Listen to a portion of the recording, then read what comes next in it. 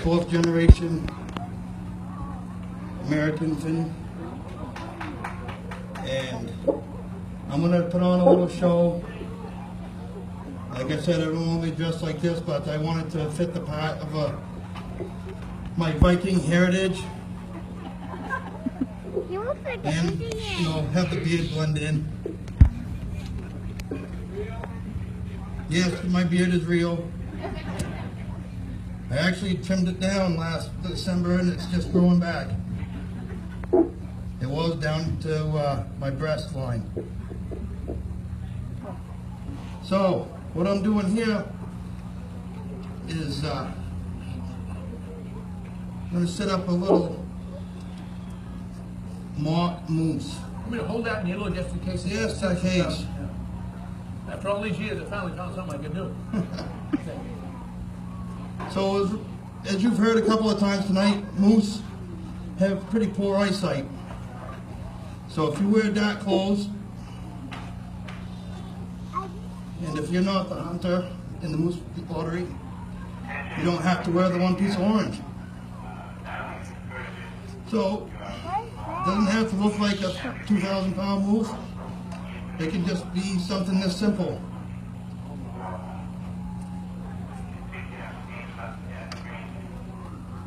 So there's a moose.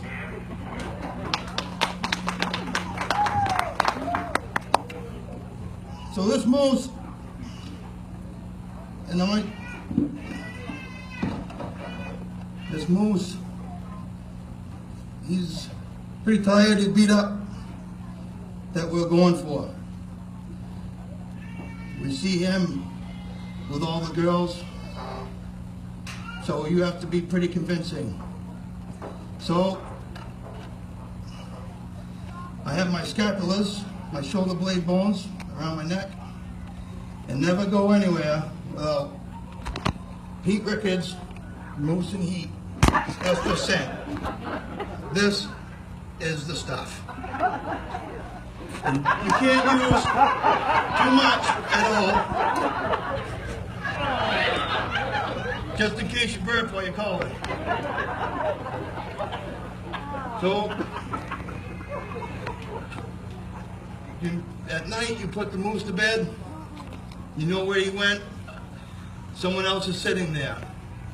You sneak in, you tie a couple of rags in a tree, real dark to blend in, spray it with that Pete Rickard scent. That bull's tired, he's gonna lay down. You come back in first thing in the morning before daylight and you set up. And you get there, and just as that sun's starting to peek out,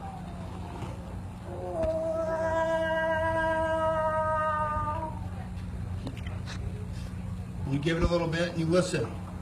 Well, at this point, you've been in the bushes for probably 4 days and you smell just like what he wants to smell. Because you got 2 bottles of Uncle Pete's on you. And the wind's right up your back, so you can't hear. And this is a true story, folks. So you carry on a little more.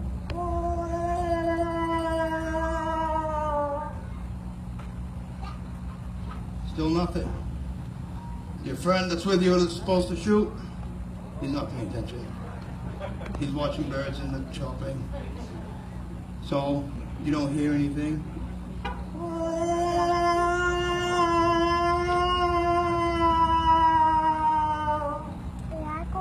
You gotta sound hot and ready. This guy's tired. He's not messing around if someone's gonna just flirt with him.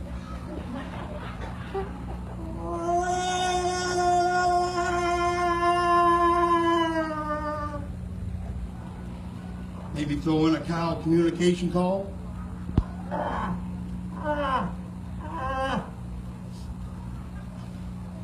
And at that point, you hear,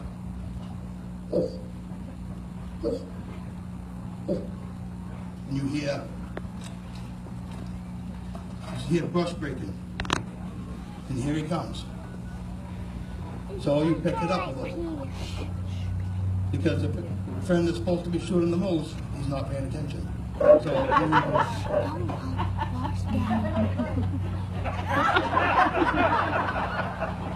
and then I'm like, so here's the moose coming, and you hear him, Coming up through, you can hear his dance as he's. Just for a minute. He's ready. He's coming. So you keep doing that. You gotta keep the raking the limbs.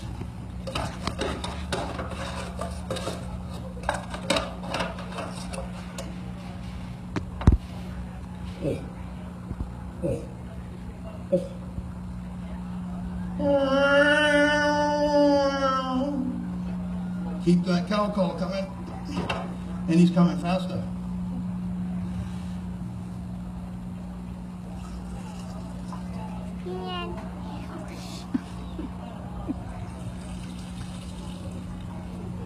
He's ready.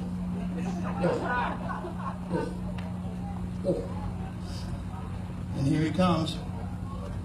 And you're raking the limbs. And you're doing your cow call. And he's right there. He's from here to those folks on the scooter from me. So I do the smart thing and I go to the escape route. But to get him to come follow me closer, I do one of these.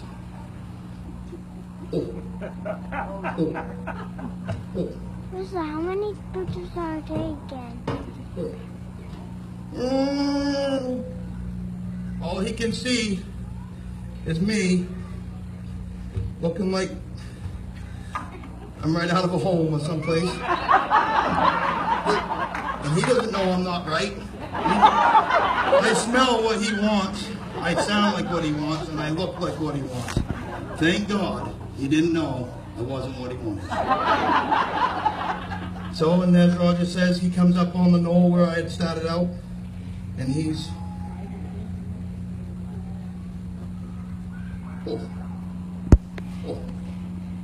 and he turns and he starts walking towards me. Bang! Right to the ground. Posing for a beautiful bunch of pictures with a bunch of moose meat for the folks that had come to harvest that moose. And everyone was happy. And that was a great feeling. I got, I got with Roger a year ago or so, and I had entered into the Maine Moose Calling Championship up to Orono, and I got second place. Well, instead of being a braggart, I told people exactly how I got second place. There's only 2 of us that entered.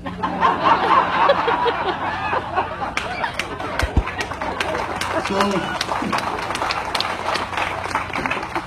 Lee Shands and Don Kleiner, the Maine Professional Guides Association, says, "Oh, geez, we need another person."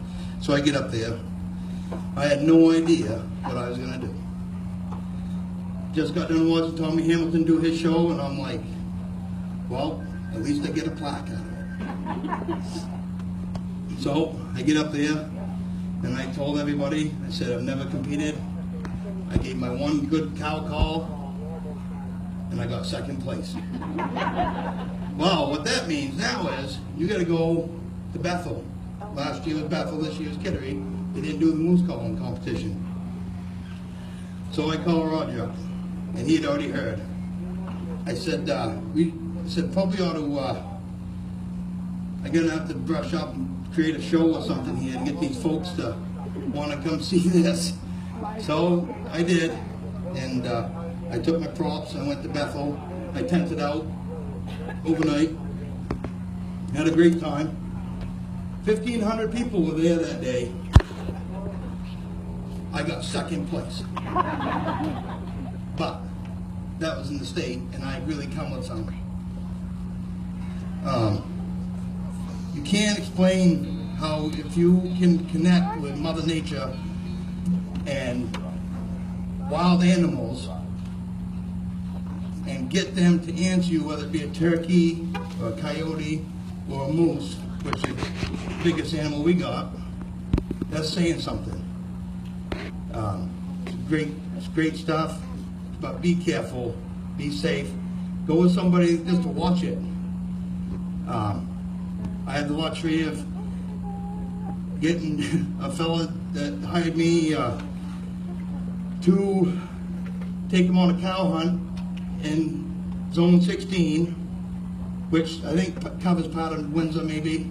I know it goes up into New Sharon and Rome and Mercer. Well, let me tell you, that's tough. For one, it's not even a good zone. Two, it's a cow permit. Three, it's November. So, we was lucky to get snow on the first day and was able to track down a cow. We yarded it out. But here's the story for you. I'm a mile back in the woods. Moose is quartered. And here we are, it's warming up. We got sleds that we're dragging the moose out with. Just the hunter and myself. And we're taking a break. And here we hear this brushing. And like, what the heck is that? We look, there's 15 goats in the middle of nowhere. That's a true story. I can't even make that up. We're looking, and those goats followed us all the way out of the woods. Pretty funny stuff.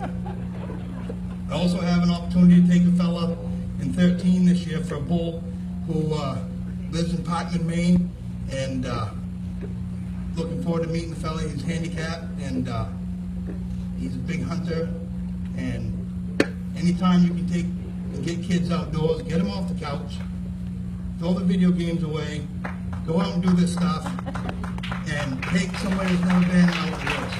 Thank you.